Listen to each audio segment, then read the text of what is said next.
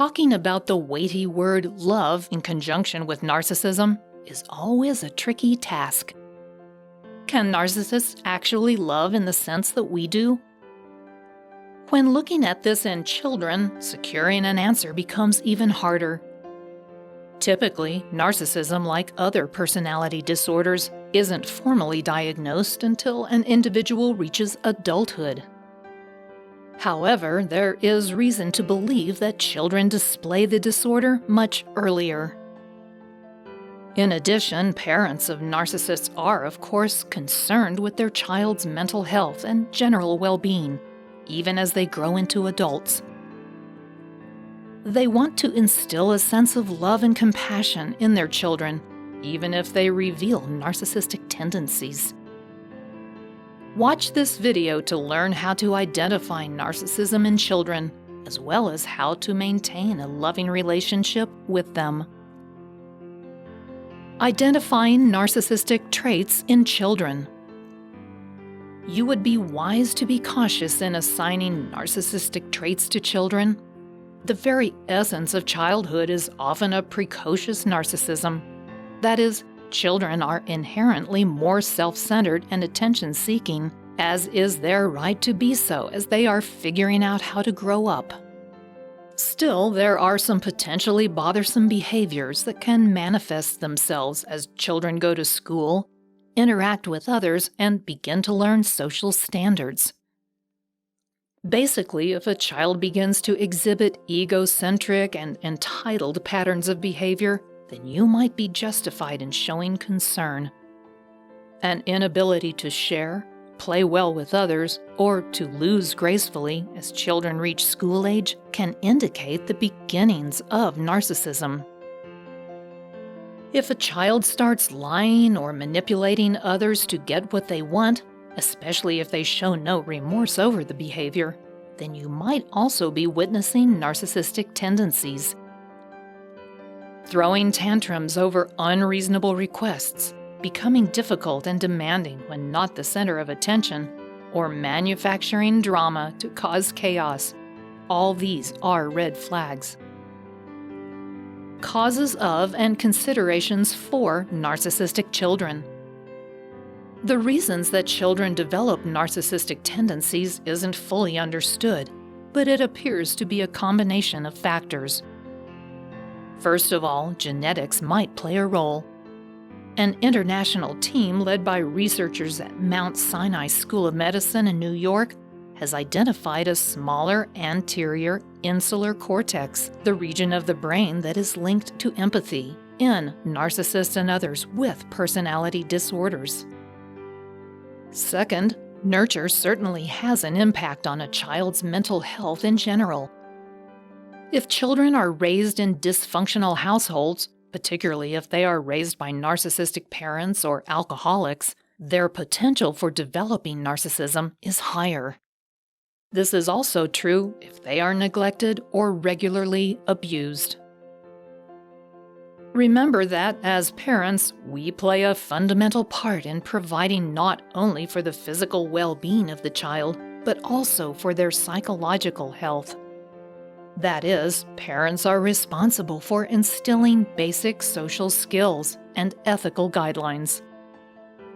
We must impart the values of playing well with others, being kind and generous, and otherwise engaging in mutually positive relationships with others. Narcissistic children as adults. Still, even if we try our best, sometimes children develop narcissism through no fault of our own. It may be that the genetic predisposition could not be overcome, or that an ex-partner brought confusion or abuse into the child's life.